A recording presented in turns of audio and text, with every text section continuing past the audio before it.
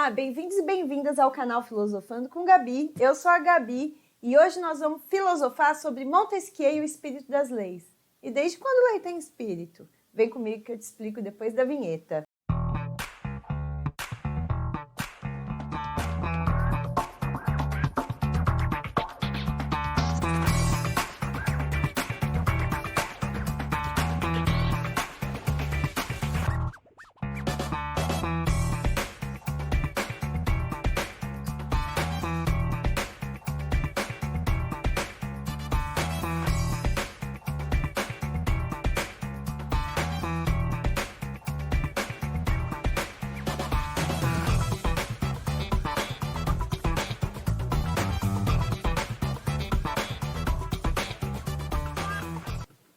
Olá, bem-vindos e bem-vindas, então. Para quem ainda não está inscrito no canal, espera até o final do vídeo, vê se gosta, se inscreve no canal, deixa um joinha pra gente e compartilha com os amigos se o conteúdo for de boa qualidade, ok? Hoje eu preparei um mapa mental. Eu acredito que trabalhar com mapa mental é sempre uma forma eficiente. E o assunto hoje é Montesquieu e o espírito das leis. O que significa esse filósofo? Qual foi a importância dele? A primeira coisa que a gente precisa ter em mente é que o Montesquieu, ele surge no período do Iluminismo. E esse Iluminismo francês, ele tem uma característica que ele é um movimento da elite europeia. Ou seja, nesse período do Iluminismo francês, quem fez esse movimento, quem criou esse movimento do Iluminismo, que lutava contra a junção Estado e Igreja que existia, esse movimento vinha com uma oposição a essa junção, e uma outra característica é que eles lutavam pelos ideais da liberdade, da igualdade, da fraternidade. Esse termo é bem batido, mas é importante você ter claro que esse movimento é um movimento de elite. Por que é um movimento de elite? Porque quem tinha acesso à educação nesse período, basicamente, eram os nobres, eram os homens que podiam estudar de alguma forma, questionar o sistema no qual eles estavam inseridos. O Montesquieu, ele vem de uma tradição dentro do Iluminismo que já batia de frente com as teorias do Estado, que era ligado diretamente à Igreja. Então, o Montesquieu ele também fazia parte dessa elite cultural que existia na França. Só que ele vai trazer para a gente uma forma, uma proposta de organização do Estado, superando o absolutismo, que vai ser a forma que a gente usa até hoje, que é o que a gente entende como tripartição do poder. Os três poderes que hoje regem a nossa república, regem o nosso país, foram inspirados nas teorias de Montesquieu, que estão descritas, então, na obra O Espírito das Leis, que ele vai publicar em 1748. Quando a gente pensa, então, no Iluminismo, a gente tem que ter, como eu já disse, a ideia da separação do Estado, a gente tem que ter a ideia da separação do Estado, certo? Da Igreja, eles não poderiam estar juntos, e ele vai ser um crítico muito forte do absolutismo, porque ele gostaria de garantir a todos a liberdade, a tolerância e o fim da tortura. Quando a gente fala de liberdade, tolerância e fim da tortura, principalmente quando se fala de tolerância, a gente tem que falar dessa tolerância religiosa, tá bom? A tolerância religiosa é fundamental no pensamento aqui do nosso querido Montesquieu. E outro tema importante, então, que já que a obra chama O Espírito das Leis, vamos tentar entender um pouquinho por que ele chama de espírito, né? Será que lei tem espírito? O que seria um espírito de uma lei? E ele entender que ele separa a lei em dois contextos, as leis naturais e as leis que são chamadas de positivas. Então, o que significa isso? As leis naturais são aquelas, portanto, feitas por Deus. Beleza, se elas são feitas por Deus, tá tudo bem, então elas devem ser, portanto, perfeitas. Enquanto que as leis positivas que é feita pelos homens, elas devem ser imperfeitas. Isso significa o quê? Significa para o Montesquieu que as leis, isso aqui já é um ponto super para ser guardado, porque o Montesquieu, quando ele está falando da importância das leis e fala que existem leis naturais que são feitas por Deus, a gente percebe aqui que mesmo que ele esteja sendo um forte crítico do absolutismo e desejando separação de Estado e igreja, que a gente tem aqui, se ele desejando essa separação aqui, a gente tem muito claro que ele é a favor das ideias de Deus. Ele não é contra Deus. Então, assim, é importante ter claro que não é porque se quer a ruptura entre igreja e Estado, entre a política e a igreja, que existia uma aversão, um ateísmo. Não. Pelo contrário, o Montesquieu, assim como vários pensadores desse mesmo período, não só simpatizavam com Deus, como defendiam Deus, defendiam muitas vezes o catolicismo ou o luteranismo, que já estava em alto, o calvinismo, mas ainda assim eles achavam que uma coisa é a política, outra coisa é a igreja, e que essas duas coisas misturadas não ia dar uma coisa muito boa. Bom, a gente tem, então, uma busca pela laicidade, um Estado laico, onde a igreja não participa das decisões políticas do seu Estado, então, né? Então, voltando aqui para a ideia do espírito das leis sobre o Montesquieu, o que significa dizer que essas leis podem ser imperfeitas porque elas são feitas pelos homens? Não significa necessariamente que, porque elas são imperfeitas, elas são ruins. E é aqui que a gente precisa detectar a ideia do espírito. Presta atenção que o espírito, ele está exatamente aqui. O que somos nós, seres humanos? Nós somos uma espécie em constante transformação. Nós somos corruptíveis, estamos no movimento o tempo todo, a gente se contradiz, a gente erra, nós somos seres falhos, somos seres imperfeitos. Mas ainda assim, a gente vive no mundo buscando uma ordem, a gente vive buscando a perfeição. Somos seres imperfeitos, mas buscamos o perfeito. Então, por mais que as nossas leis, as nossas regras possam parecer em algum momento erradas, ela estava tentando achar o melhor caminho que se podia naquele momento.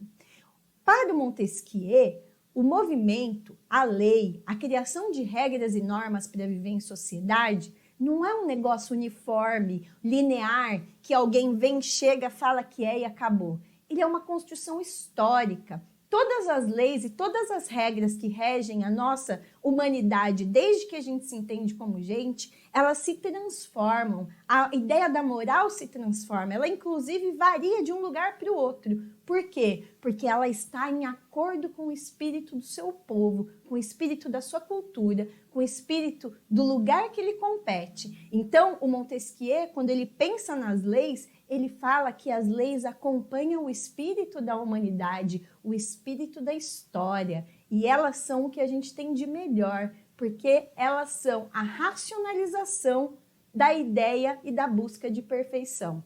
Se elas são equivocadas, a gente vai perceber e a gente vai tentar melhorar, porque como somos seres falhos, podemos falhar na criação das nossas leis. Mas somos seres que buscamos a perfeição, portanto a gente sempre tenta edificar e melhorar aquilo que já existe. Muito interessante pensar nesse ponto de vista.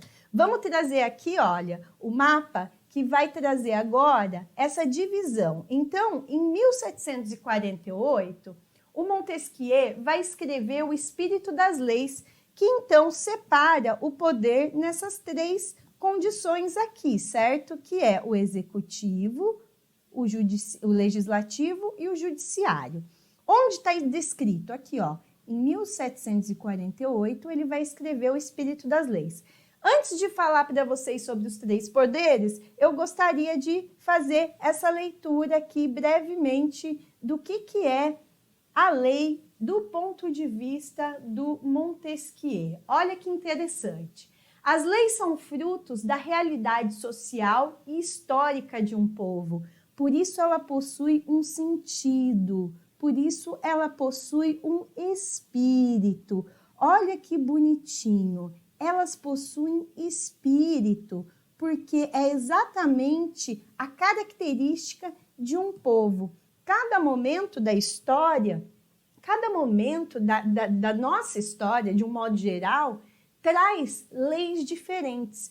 Pensa no seguinte, por muito tempo no Brasil, ter escravos era legal, era legítimo, não era imoral, não era antiético. As pessoas viam isso com bons olhos. Quanto mais escravos você tem, melhor você era visto na sociedade. Só que em algum momento, as pessoas começaram a notar que aquele tipo de exploração e de tratamento não era justificável, não era legítimo, não era legal. A gente precisava, então, desconstruir isso. E pelo espírito do próprio povo, da cultura, do pensamento, dos ideais, da filosofia, a gente transforma a lei e fim da escravidão. Óbvio que não foi tão bonitinho, romantizado assim, mas a gente sabe que a necessidade do povo, ou seja, o espírito que ele carrega de certo e de errado, o senso de justiça que a gente desenvolve, é que vai construir a legislação que a gente segue. Então, as leis, elas se manifestam por meio do espírito da humanidade, de acordo com a concordância com o que ele precisa e com o que ele necessita naquele momento. E é exatamente isso que para Montesquieu vai constituir a democracia. Olha aqui, quando numa república o povo, como um todo, possui o poder soberano, trata-se então de uma democracia. Olha que bonitinho. Então, quando numa república, ou seja, uma coisa pública, uma coisa que é de todos, res pública, coisa pública. Então, quando a gente está numa coisa que é para todo mundo, a gente, então, vai pensar na ideia de democracia. E é muito importante porque a gente não vivia no Estado democrático. Montesquieu está no período do absolutismo. Ele está falando, a gente precisa tirar o rei, a gente precisa separar Estado de igreja, a gente precisa instaurar uma república. E aí ele fala, e a gente precisa separar esse poder, porque ele centralizado na mão de um soberano não é legal. O que ele entende como soberano? Olha aqui. Então, assim, ó, quando numa república o povo como um todo possui o poder soberano. E isso trata-se de uma democracia. Então, o povo como um todo possui esse poder soberano. E agora, quando a gente fala dessa descentralização do poder, é que a gente está falando desses três poderes. O Montesquieu, ele acreditava que se por acaso a gente separasse a igreja do Estado, isso não seria suficiente. A gente precisaria instaurar uma nova forma, um novo regime político. E aí ele vai falar, e é fundamental que esse regime tenha a descentralização do poder. Então, é a tripartição do poder. Aquele poder soberano que era exercido por um único rei, agora ele tem que ser exercido por três grandes poderes, que é o legislativo, o executivo e o judiciário. Vocês sabem para que serve cada um desses poderes? Vamos mostrar aqui rapidinho. O poder executivo, ele tem a função de executar as leis. Então, executar as leis.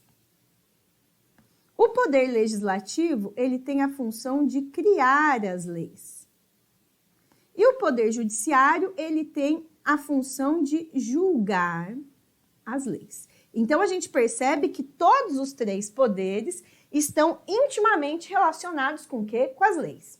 Só que de todos esses, o mais importante, obviamente, que vai ter que ser o poder legislativo.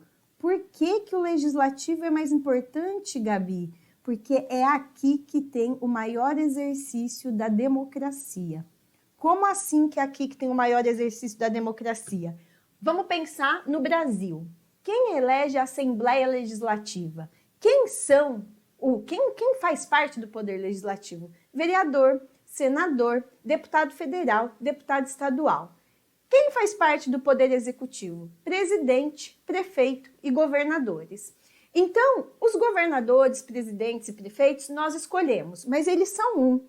E eles agem, né, de acordo, né, eles vão executar as leis que foram aprovadas na Assembleia Legislativa pelos vereadores, né, que é a Câmara de Vereadores, pela Assembleia onde estão os deputados, onde estão os deputados federais, estaduais, e essa galera está criando lei para a nossa existência. Por isso que é muito importante o Poder Legislativo.